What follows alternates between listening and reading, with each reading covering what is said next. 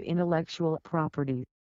Intellectual property (IP) is a category of property that includes intangible creations of the human intellect, and primarily encompasses copyrights, patents, and trademarks.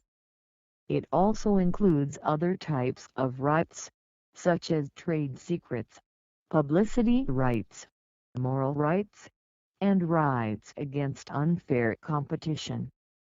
Artistic works like music and literature, as well as some discoveries, inventions, words, phrases, symbols, and designs, can all be protected as intellectual property. It was not until the 19th century that the term intellectual property began to be used, and not until the late 20th century that it became commonplace in the majority of the world. The main purpose of intellectual property law is to encourage the creation of a large variety of intellectual goods. To achieve this, the law gives people and businesses property rights to the information and intellectual goods they create, usually for a limited period of time.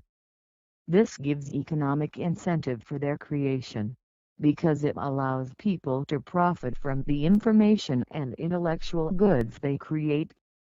These economic incentives are expected to stimulate innovation and contribute to the technological progress of countries, which depends on the extent of protection granted to innovators.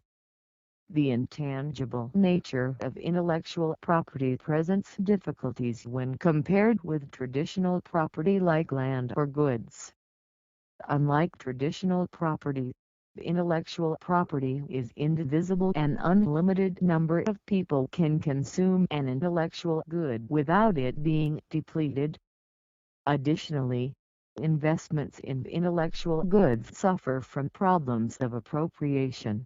The landowner can surround their land with a robust fence and hire armed guards to protect it, but a producer of information or an intellectual good can usually do very little to stop their first buyer from replicating it and selling it at a lower price.